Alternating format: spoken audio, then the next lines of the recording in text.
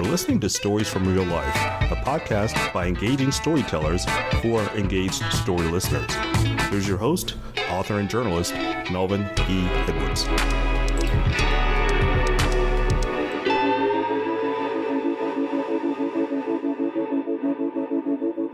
Hello, and welcome to this episode of Stories from Real Life. I'm your host, Melvin E. Edwards, and my guest today is world famous, even if you don't know her name. She is an author, screenwriter, producer, director, and a two-time Emmy Award winner.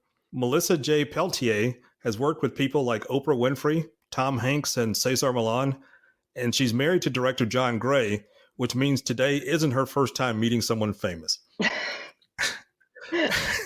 So, Melissa, welcome to the Stories from Real Life podcast. It's a pleasure to have you here today. Thank you, Melvin. I was able to listen to a couple of your pods, and they're excellent. They're just so good. I mean, you have such great people and such great subjects. So I'm very, very fortunate to be here. Thank you. Thank you. I appreciate that. Ms. Peltier won her first Emmy for educational programming at 23 years old. Since then, she has accumulated over 50 national and international awards and accolades for her work as a producer, writer, and director of television and film. Obviously, those are impressive accomplishments, but my first question has to do with one of my favorite movies from the early 2000s. Tell me about being the executive producer of My Big Fat Greek Wedding.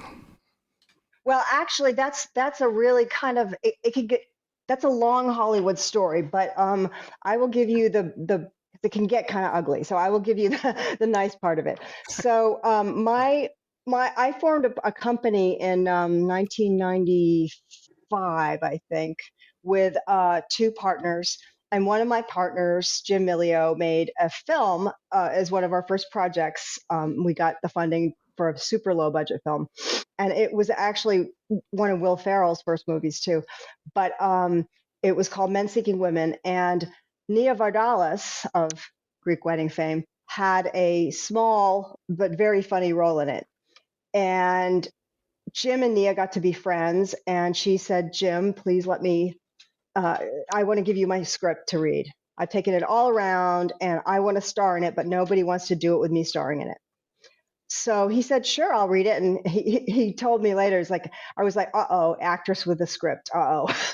Because, but it turned out he just loved it, and he gave it to me to read. And I remember very clearly reading it, because I used to go to this sushi place on my way home, and I'd eat dinner on my way home because there was a lot of traffic. And I was like literally spitting up stuff. I was laughing so hard. People were staring at me because I was belly laugh. And it's so rare that a script gets you to do that. That's even without the actors. So, and the timing and the editing and the music. So I came back and I said, this is fantastic. And so we ended up optioning it and trying to raise the money for it. And I think we'd raised a little bit of money out of Texas. We had like a Texas guy who was committing. And then in the middle of that, I mean, we weren't very good at raising money. I'm still not good at raising money. But in the middle of trying to raise the money, Nia did a one-woman show, and Rita Wilson, who is Greek, went to the show and fell in love with it and went to her husband, Tom Hanks, and said, we have to do this as a movie. And so, because the one-woman show was pretty much the script, but, in a sort of one-woman stand-up way. Then we got into some negotiations.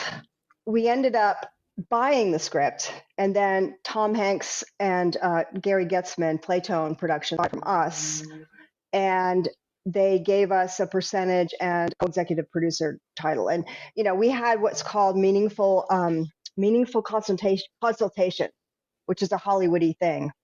But it's, it basically means they show it to you, you can tell them what you think of it, and then they can use those notes or not.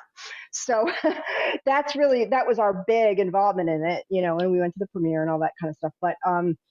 But we didn't do any of the actual work on it, except for the fact that we discovered the script and we were going to have her star in it and nobody else was. So that gave her some leverage, with Tom and Rita. And so, yeah, they were like, yeah, you can star in it. So anyway, so that was the story of that, and it turned out to be a very good arrangement for us because we made money on the sale, but then also it was a $5 million movie and it made over 800 million. So Wow.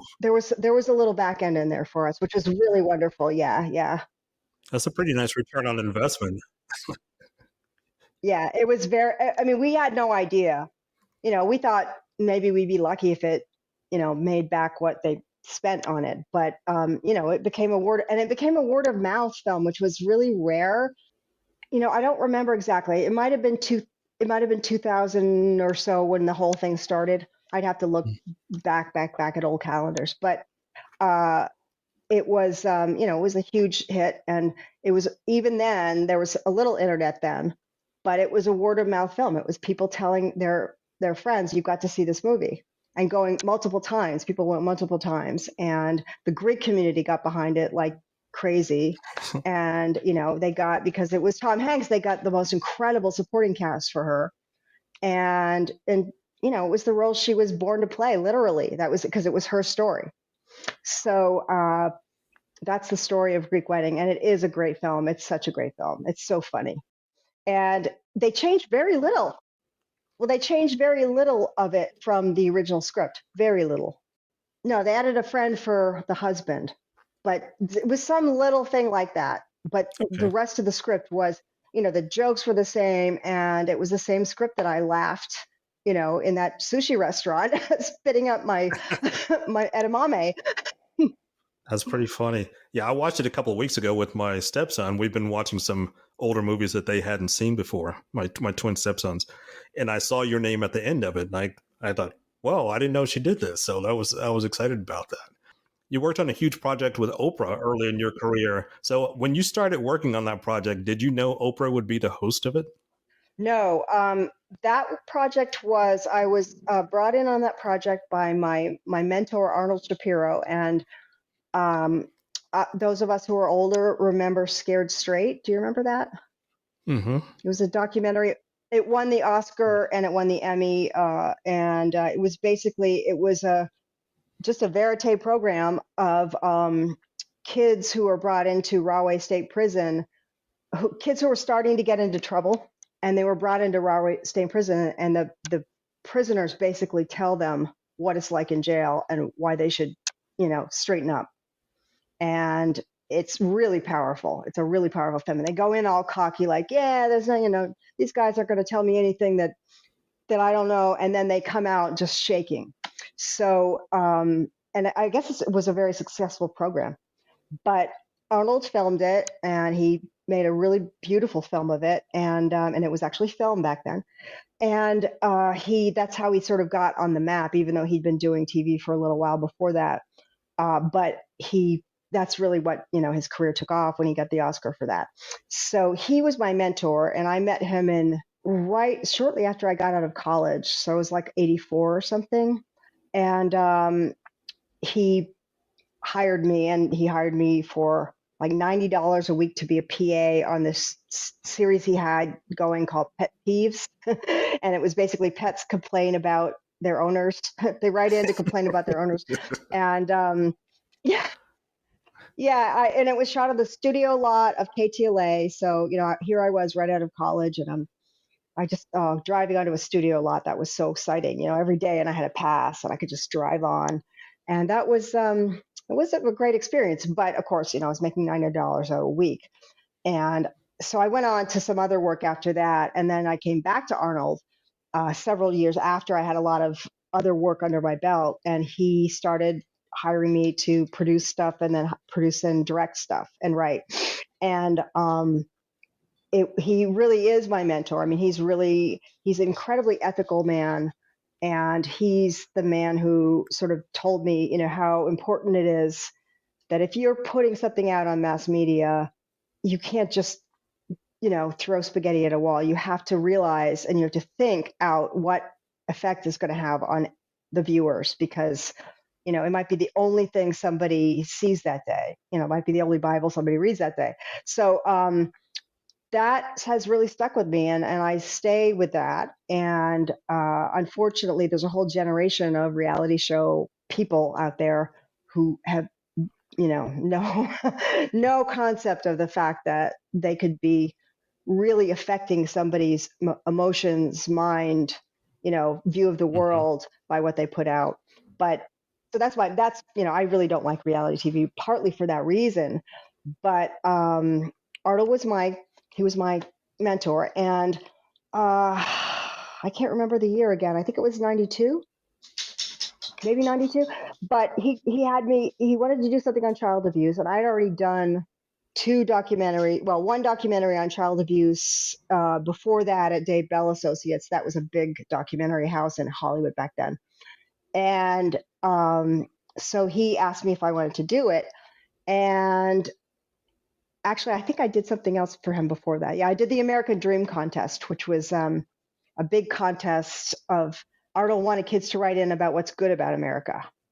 And then they wrote little scripts, and then we shot them, and we Okay. interviewed the kids, and it was a really nice show. It was a really nice show. That's It pretty was a lot cool. of fun. Yeah. But yeah, it was really cool. And then Arnold was very involved in PETA, and he was involved in uh, um, adults who abuse their kids, and how they uh, those who not sexual abuse, but adults who have hit their kids and are trying to change, and they had support groups. So we did some of that. But Arnold always did really big social issue stuff, which is what I liked.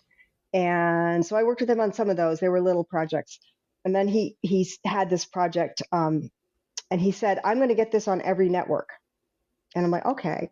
It was funded by USAA, the United States Army Insurance Company, and at the time they funded a lot of really powerful docs that he did. He had a connection there, and he basically, would pitch them stuff, and they'd say, "Okay, here's the money." And so that was very fortunate. So they funded it and sponsored it, and he wanted us to do a film on child abuse, every type of child abuse. And he wanted to do it from the point of view of, well, the kids, but also the abusers. Like, how can they deconstruct what happened? Are they on the mend? And we got people who were on the mend. We didn't get anyone who was in denial, because we wanted to hear the mindset. And so we did a sexual abuse of I think it was a stepfather, sexual abuse. And then we did an incest one, which was so powerful. Oh my God. And Mm. this guy was, the deacon of his church, and he was the perfect family, perfect, beautiful, blonde, Southern white family, like Leave It to Beaver. And underneath, he was sexually abusing both his daughters for years. And he talked Wow. I interviewed him, and he told me all about how he groomed them, what he did.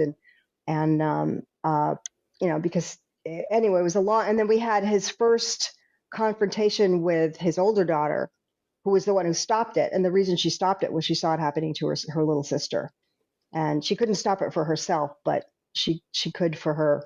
And she reported him, and the mother didn't know. She claimed to not know, and I kind of believe her, because she was sort of one of those Southern ladies who likes everything on the surface to look perfect, and that's what she's focused on. She's not focused on the deeper stuff going on. And she was a lovely person, but this had happened right under her nose, and the daughters forgave her because they never told her. They never told her, and she didn't believe them. When they did tell her, she believed them right away, which is huge. That's really important. Hmm. And so that was one of them. And then we did a physical abuse story, which was a woman who had killed her baby. Wow. She'd been beating her baby, and she threw something at him. She threw something really sharp at him, I think, and it just, and it killed him. And Wow. I think she'd been to prison for it. I don't, I'd have to watch it again, because I don't recall all the details of it, but I remember she was something else. And I mean, she was a very troubled person, incredibly troubled. But we interviewed her and we talked about, Wow. and then she went back into her childhood of abuse, and it was horrendous what she had been through. I mean, she'd been tortured basically. So, Wow. it was another of those cycle things. And then we did a guy who had been emotionally abusive to his kids. He never hit them, but he had come from poverty, and he had some physical abuse in his background from his dad. But he basically would tell his kids they're stupid, and I mean, obviously that's not a crime, but he had gotten into therapy and realized what he'd done and reconciled with them. And so we took him back to like where he grew up and what he went through. And we took, so we did a lot of that. And he talked about, what emotional abuse is. So we just defined that. So those were the 5 stories. But Arnold did get it on. Arnold then called, when we had a rough cut that was good, Arnold called Oprah. And, Arnold Shapiro, she knew who he was. And he said, I want you to host this documentary. And she'd never done anything that wasn't her own production company. And, well, Color Purple, but that's that's a cut above. And she loved it. And she said, yes, she would host it. And so we had that. And then Arnold called all the other networks, and he convinced 2 of the 3 big networks and PBS to all air it simultaneously. And one of them said no, but then they were so shamed by the ratings. The ratings were sort of like through the roof, and we shut down the child abuse hotline, the National Center for Abuse and Neglected Children. And we, it shut down their line. They didn't have enough bandwidth to take all the calls that were coming in, and because we had the number on every tease out to commercial, we had the number. And so, and I wrote and produced and directed that one. It was a real, very emotional process. But working with Oprah was really interesting.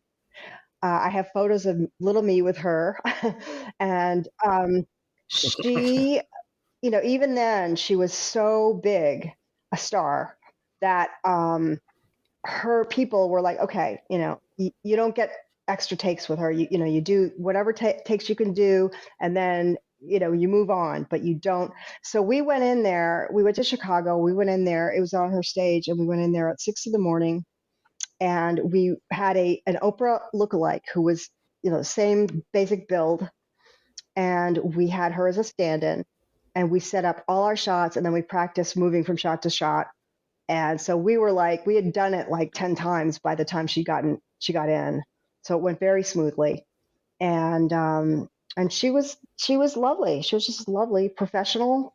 She loved Arnold. The 2 of them got on great. And I got to direct Oprah at, I don't know how old I was. That's pretty awesome. I wasn't that young. I think I was like 29 or I don't know, or 30. I can't remember. Okay, tell me a little bit about how you got involved with the Dog Whisperer and Cesar Millan. Well, that was also my production company, MPH Entertainment, and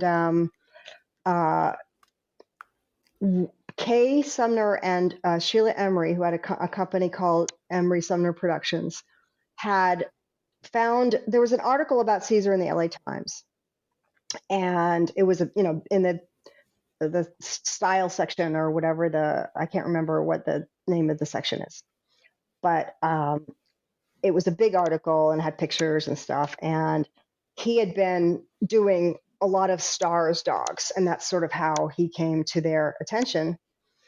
And so, and he has a great backstory. I mean, he literally was an illegal immigrant who swam across, got to San Diego, paid a coyote $100 and had another $100 left, I think, or something like that. And like lived under a bridge for a year, and got a dog grooming job grooming dogs at like a dog facility that had the owners had trouble with the hard to groom dogs, and he was great with them. And he barely spoke English, and they let him sleep in their like spare room at the grooming place. So that's really, I mean, that's incredible backstory. And talk about self-made. He is a self-made man, 100%. But when that article came out, probably 20 different producers in Hollywood came, traipsing down to his dog center in South Central LA, and he felt they were all.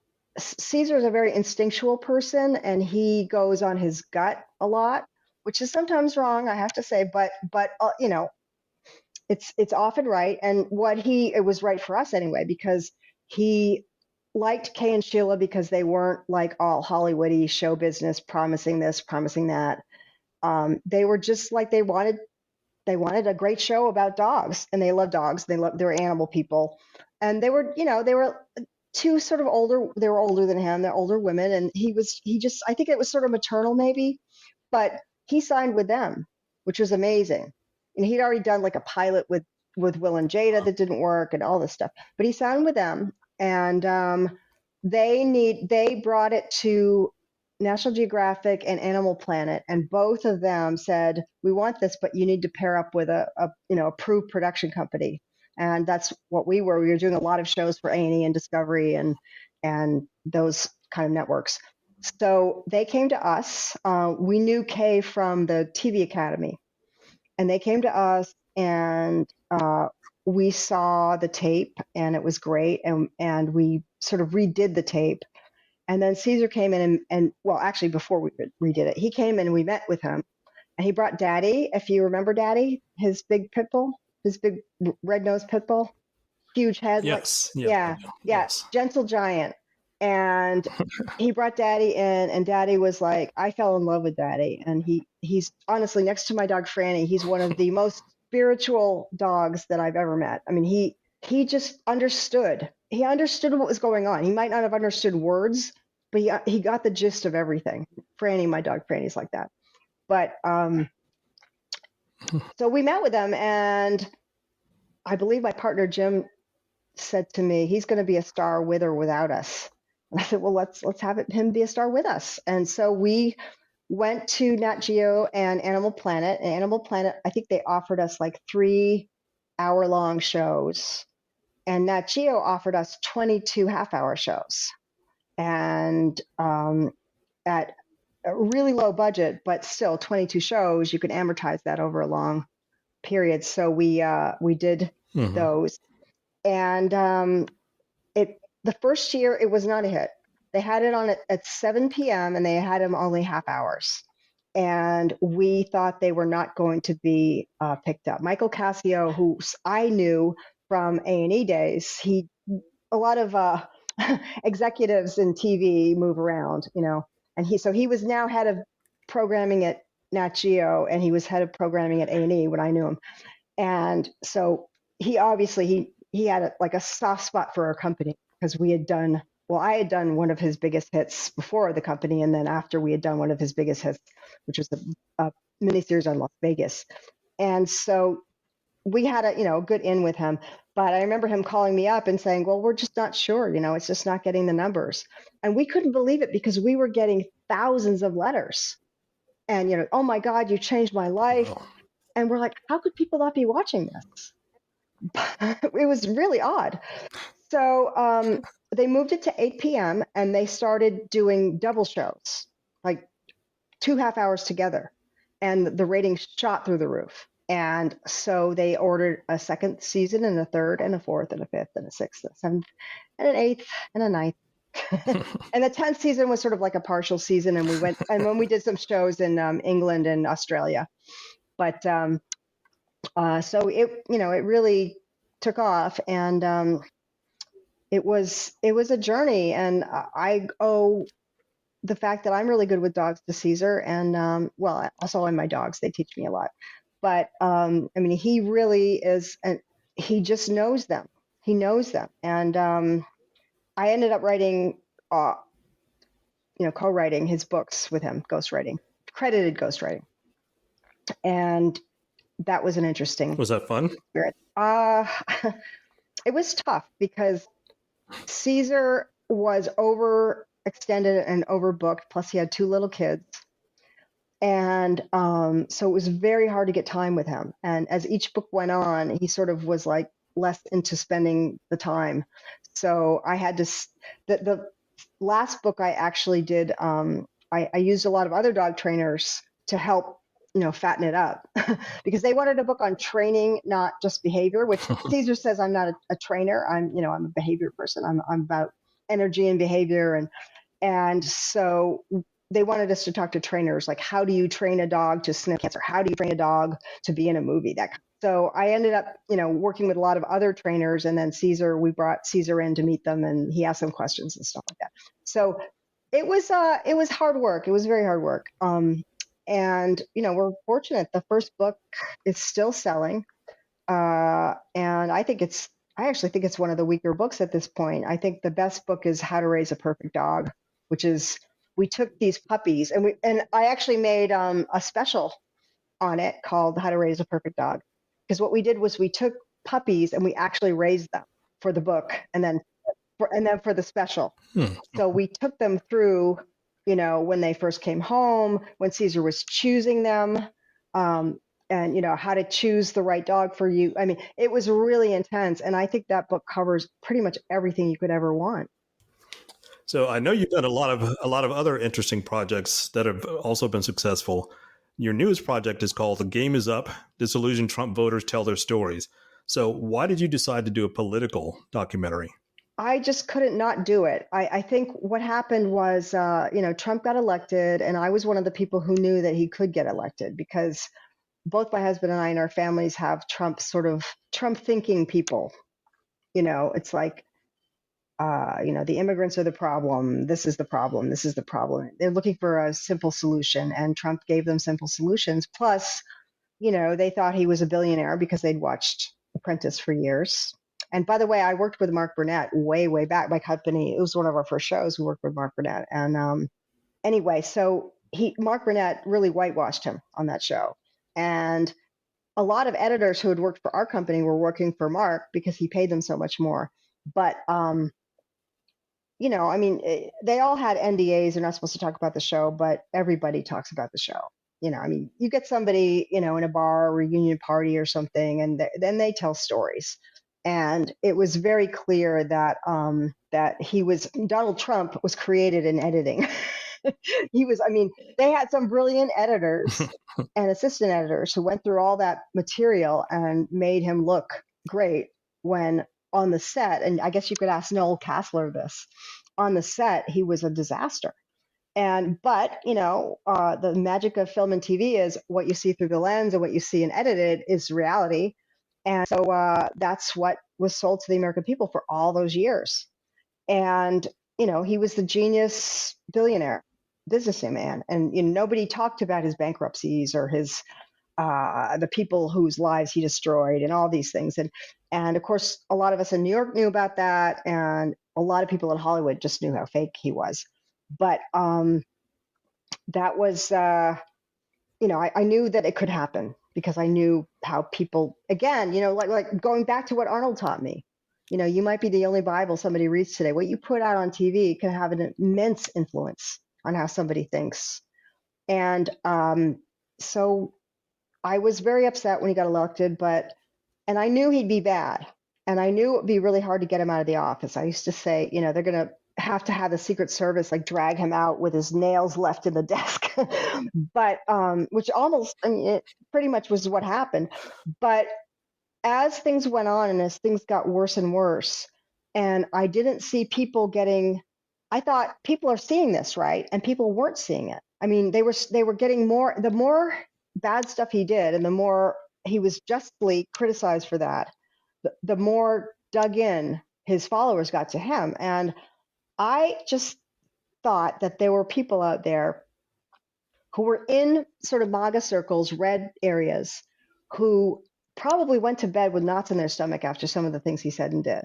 But they couldn't say it because everyone around them was so pro-Trump. And so, it was basically internal gaslighting. I can't say anything. I don't want to be ostracized. And one of the most incredible human needs is to be accepted by a group, and to be ostracized for some people, especially like in Christian circles, is like death. And so I just thought, well, what if they could see people like them who changed their mind and really learn why they changed their mind in a very logical way, maybe they would get permission, to at least, maybe it would just open that crack a little bit. And so that's what I was thinking about. And Mary Carey Craven, who she was the one who was, because she's been in the industry for many, many years also. And both of us were sort of, I wouldn't say we were retired, but we weren't really working in it at the moment. And I was making short films with my husband, but we were doing that ourselves. And so Mary basically said, well, because I'd been talking about doing this, but I'm terrible at raising money. I don't know how to raise money. I want money. I want a sugar daddy. I want something so I can do these films. But I couldn't, and I went to some people. I went to the Democratic Party. Nobody wanted to do it. And they're all like, oh, you can't get this done in time for the election. And if I had a budget, I would have been able to. But we ended up having to do our post-production in like Bulgaria, I think. and we had to be sending 5K files to very slow internet. So we could only send 6 minutes at a time for our color correction and our graphics and stuff like that. I mean, it was rough. And we did run out of money, and I ended up paying for most of it. But I emptied out my money market account for it, but it was worth it. I mean, I'm just grateful I had that money to spend on it, because I don't think I could have lived with myself if he had gotten reelected and I hadn't made that film. I don't think it had any effect. Maybe it did, because it wasn't before he was elected. I think it had some effect before the midterms in 2022, because that's when we released it. We released segments of it before the election, because we had some segments that were, the post-production had been done. The Joe Walsh segment and the Batya Goldberg segment. But that was it. What did you learn from making the film that you didn't already know, but you may have suspected? Well, I didn't know that actually at Liberty University, they actually tell you in so many words that you should vote Republican, that Republican and Christian is the same thing. And they have Republicans come speak, and they have, they don't, and yeah, sure, they're a conservative university, but I think a lot of this really crosses a line. And the same thing with churches. In the couple that we profiled in the film, Ron and Cindy, they were longtime churchgoers at this one church, and their minister, had basically told Ron, who was kind of a newer Christian, he'd only been a Christian for like 3 years, to vote for Trump. He said, you have to vote for him. And he told him the story of King Cyrus, and he said, God sometimes chooses wicked people to do, the Lord's work, and and it changes them, and we have to get judges for abortion, and so he did vote for him, and he felt terrible about it because he just had an instinct. She didn't vote for, she didn't vote, or she wrote somebody in, I can't remember, but she didn't like Trump, but she just didn't talk about it. She had been a lifelong Christian. Her whole circles were all Christian people, and very tight knit. So she just didn't tell them. She just voted for who she wanted to, because her conscience told her not to do it. And she just never told anybody. And her husband, Ron, did vote for him because the pastor told him to. And he felt terrible about it. And they were preached in their church who to vote for, which to me, again, why should you be tax exempt if you're working as I didn't think that they actually told you who to vote for and told you the other person was bad and evil. I thought they would give you when I grew up going to church, and I grew up both Catholic and Protestant. My dad was Catholic and my mother was more of an agnostic, but my grandmother was an Episcopalian. So I sort of had Sunday school in both.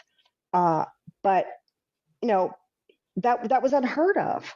I mean, they might, especially like in the 70s when I was growing up, we had at the Episcopal Church, we had like our hip pastor who would give us these, sort of moral of the story, accepting other people kind of stuff. But they would never say, and that's why you have to vote for Jimmy Carter or whatever.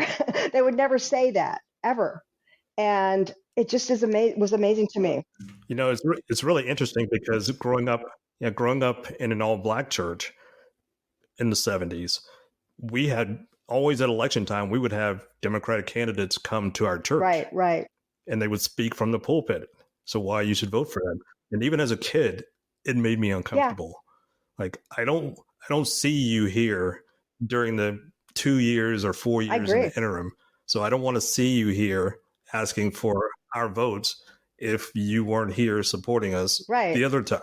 So I don't want any of them saying anything in the pulpit for either party, any candidates. I Just don't think they should. I don't stick think to why you're I think, there. like if Bishop Swan wants to have a poverty thing and invite candidates or invite politicians who share his beliefs, and it's not, it could even be in the church, but it's not it's not going to church. It's not the service. It's not the mass. Right, That's okay with me. right, But right, if I go to church on Sunday, I'm not going to figure out who to vote for. I'm going to try to connect to my spiritual side and trying to, I want to hear something that's going to inspire me to be a better person. Um, not to help somebody get into office. right. I completely And agree. yeah, I yeah. agree. So that was interesting. That's something I learned. Um, and I also learned that uh, there's a lot of racism, and I didn't realize there was so much racism and so much, kind of MAGA thinking in the military. I didn't know that, and now I know it very well, and it's really scary. Wow. And it was turns out it was part of the whole KKK white nationalist plan was to get into law enforcement in the military, and they've been doing it since the 80s because they were getting arrested a lot. And they had, I've spoken to an sorry about that. I've spoken to an FBI officer who was undercover with the KKK, and they were really breaking them up. They were really hurting them. Law enforcement was really hurting them. They would do illegal stuff, and they were really hurting them. And so they said, they got together and said, well, the solution is because they obviously had cops that were on their side, especially in the Deep South. And so they said, we just got to get more of those, and we got to get them, higher up. We got to get them in the military. We have to get them in, the CIA, the FBI. And so that was actually a goal, that was talked about at meetings, and white supremacists who have come out talk about it now.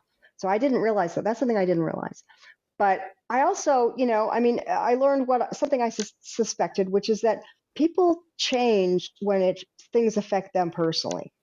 It doesn't mean they don't have empathy, but like for instance, Chris Gibbs, who was our farmer, lifelong Reagan Republican, good man, good salt of the earth, Ohio farmer, go to church, um, he wasn't particularly prejudiced but he was a Republican, and he believed Republicans, he didn't believe in the whole woke thing. He thought, in fact, he had a lot of preconceptions about Democrats that he learned were wrong. And right now, he's the head of the Democratic Party in his county from being the head of the Republican Central Wow. Committee in his party and getting kicked out because he criticized Trump. He's he's gone the other way, and just a wonderful person. And he's like, he's a moderate Wow. Democrat, and that's sort of what he always was, I think. Maybe not always, but once the Republican Party really started to change, that's what he became. So Chris was really not that aware of all the other things that Trump was hurting, because he owns a farm, a huge farm. It's his business. It's 24/7. He's always been a farmer, and that's his focus. And he wanted a president who was going to help agriculture. And he'd actually worked in the government in Ohio, helping the farm, with the Department of Agriculture, helping farm relief. So he sort of knew how that worked. And Chris started to see that this tariff thing was, he knew right from the beginning that it was bad, but it really, really hurt farmers. And as he said, they were paid hush money to shut up about it and to keep supporting Trump with the subsidies that they got, and, huge subsidies. But there were suicides, farmer suicides going through the roof. People were going bankrupt. People were losing family farms. Now, we don't hear about that in the media, but Chris saw this firsthand, and that's really when he turned.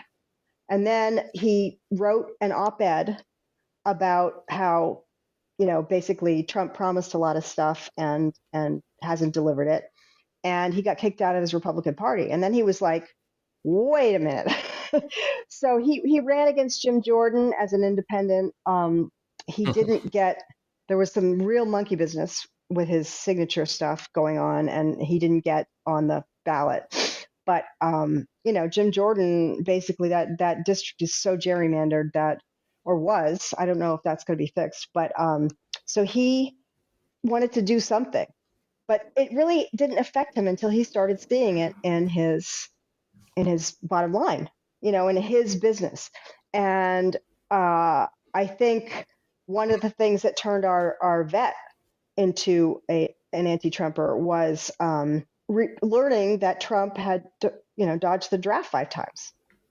I mean, he thought of him as like this kind of like Patton kind of figure, and he's like, what? He got out because he had what? Like a bone spur in his foot? What? And then, he learned that he probably didn't have a bone spur that was, signed off on. But I mean, 5 times of deferments, that's pretty That's bad. a lot of deferments. It is, and especially if you're somebody who joined the military because you believed in your country. And so that was one issue that happened that appealed to him. I think with Ron, the Christian, somebody at his work, he was talking about Jesus and how Jesus had changed his life, and it had been like 3 or 4 years. And he was talking to a guy in his break room who'd never really, criticized him. But he finally said, well, why would I ever want to be a Christian if you support such a terrible human being? And he said, that truth just hit him like a punch in the stomach, and he just couldn't go on, and I mean, he was like, really like, oh my God, he's right. Everything I've learned, everything on my Bible study that I do 3 days a week, and my my services that I go to, is teaching me what Jesus was, and this is the opposite. And so that was something that happened. And then, of course, Batya Goldberg, she was rising star in the right, she was a rising star in the Republican Party, and like young Republicans. And she was really young, but she was. People were just talking about her. She was in that sort of Charlie Kirk kind of circles, Candace Owen, Charlie Kirk, Owens. Owens, Ben Shapiro. And she was really gung-ho, and she loved Trump. She was gung-ho about him. She helped him get elected. And when Charlottesville happened, she had, she heard Trump say, obviously, there were very fine people on both sides. And she was astonished because she had seen those guys with the torches and Jews will not replace us in blood and soil. And she knew what that was. And her parents, as it turned out, were refugees. Well, they had fled Russia in the 80s. And they got U.S. citizenship. And they were both, her dad was a professor, I believe, and her mother is a psychiatrist. And they had always told her what it was like in Soviet Russia and what totalitarianism is and what dictators do, for real, not like your imagined thing. Oh, the dictator just makes the trains run on time, which I think is what a lot of Americans think. No, that's not what happens at all. I mean, you could be arrested for like smiling at the wrong time or at the wrong person. And so she knew that. And she started sort of challenging some of these people she was with, and she didn't like the answers she was getting. So that was, again, it was a personal thing that made her wake up. And so I think that's what happens to people when something personal affects them. I mean, a lot of us are sort of generally empathetic, and if something happens to somebody else, we're like, no, that's not acceptable. But people, and Americans are workaholics. We're all in our own lives. It's a tough time economically. I'm not talking about, inflation or COVID. I'm talking about just in general. It's harder and harder because the working people are making less and less in relation to what their bosses are making. And so, we focus on our lives. So sometimes it does take something touching our lives to wake us up. I think it's forgivable, but you want to try to reach those people. You want to try to reach them anyway. So yeah, and I do know that Chris Gibbs reached a lot of people because farmers have I think they're Americans first and farmers second, and I think that the farmer identity really, because he's such a farmer, he was such a Republican, and I think his words are so logical and so clear. I think a lot of farmers knew in their gut that things weren't right, and then he snapped them out of it. So that was my goal. My goal was to give people permission to change their minds. As we start to wind down the interview, I've got a couple more personal questions for you, if you Okay. don't mind. I mentioned your husband is John Gray, who's the creator of the TV show The Ghost Whisperer, and that show starred Jennifer Love Hewitt. So how did you and John meet? Well, we met. Actually, he wrote a script for my company. He was at the time like a super A-list TV movie miniseries director for the networks, and we had the same agent at one point, and we had a really great story that would have made a great movie. And the agent said, "You have to meet John Gray. This is a story for him," and he fell in love with it. It was about most people don't know, but families lived on Alcatraz, whole families, and families of the guards. So they had, it was like a little teeny town for non-inmates. And they were all, under threat in 47 when there was the big breakout. And so it was basically a story around that. It was about a father raising his daughter. It was one of my business partner's wives was her mother had grown up on Alcatraz Island as a kid, and her grandfather was a guard. So Wow. It was just an amazing story, and he wrote a beautiful script, and it didn't get made. But that's how we met, and we were both in our own dysfunctional relationships at the time, so I don't think we looked at each other twice. but we both then proceeded to get out of those relationships. And he lived in New York, I lived in LA, and he let me know he was coming out to LA, and we had lunch, and then lunch turned into dinner, and then it was sort of like, where have you been all my life? And it really was from the beginning. And so we knew each other for 3 years, we dated for 3 years, and then we got married. Okay, that's pretty cool. Yeah. So let's go all the way back to the beginning. Okay. So you grew up in New England. Yes. And you graduated from college in California. Yeah. And that's as geographically distant as you can get in the mainland United States. Did you go to California to study film? Well, no, I went to Pomona College, which is like a classic liberal arts college. And in fact, they have film courses there now, but there was only like 2 film courses in all of the Claremont colleges at the time.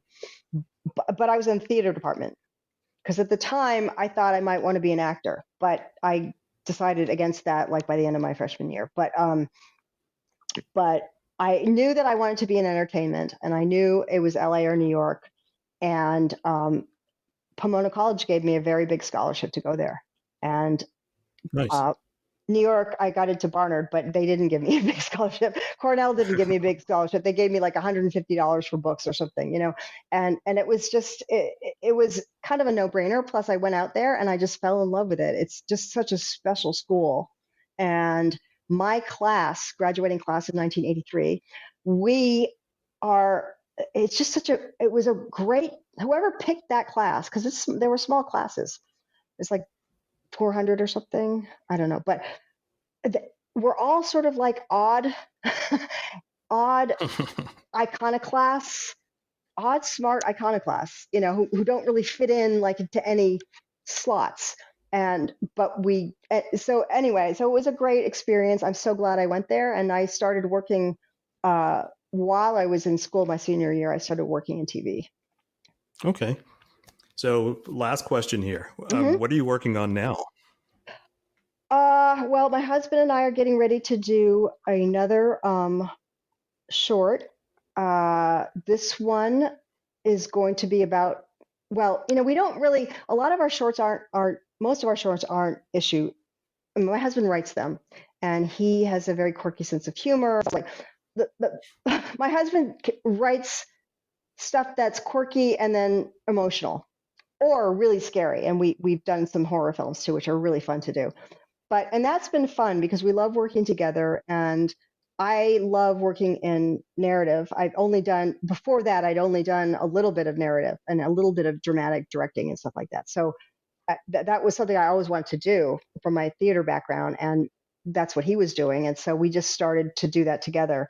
But so we're working on this next one. This next one has a little issue in it, and I think it's going to be really good. We've entered a few of them in the Academy Award short. We're like, we gotta hit it sometime, but we go to festivals a lot. I just came back from 4 festivals, and it's really fun. It's fun to go to the festivals and meet young filmmakers, but also old folks like us there. You'd be surprised. There's a lot of older filmmakers. It depends on the festival, but like Sedona is an incredible festival, and it's all ages. They have from college students to 80-year-olds, and we love that one. We just came back from that, and so we're working on that. And I am working on another political film that I want to make. It's a huge research thing, and I've gotten bogged down in the research. So now we're coming up against time, and again, the problem is, how do you get money? But I'm going to continue to put the treatment and the budget together and just see what happens, because I come out of TV. Both of us come out of TV, which is why we can work really fast. We made a feature. John and I made a feature in 17 days, and in TV, you don't have that. You can't push back the release date. It's like it's got to be. You've got 7 days to shoot, 8 days to shoot, and it's got to be on the air in 2 weeks. So, you learn to work with that kind of discipline and that kind of, and the only way to do it is if you have a budget that works. I don't, we worked on that film for a long time, and it made me realize why I loved, I gravitated toward TV, because it's fast. I like to move on to the next thing. And it's hard for me. It's hard to keep my motivation up and my interest up on one project for 3 years. And in fact, we're right about to do another promotional push for The Game Is Up, because it is still very relevant. And it's weird to go back into that. But I made it to help, and that's what it's for. Mm-hmm. And the next one will be for that too, if we can get it done. But that is a good place to end this episode. So our guest today has been multiple award-winning writer, director, and producer, Melissa Jo Peltier. Melissa, thank you for being here and sharing your stories. I really appreciate it. Thank you, Melvin. You're a great interviewer. You really are. And I'm a good interviewer, so I know one. Thank you. You are. You just made my day. Good. Thank you. So that's it for this week's episode of Stories from Real Life. Join us again next time for another great storytelling journey. Until then, don't forget to shine your light wherever you go.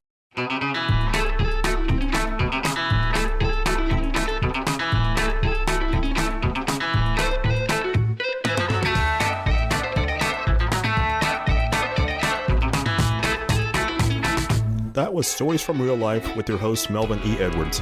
Join us again next time for another great storytelling journey. See you then.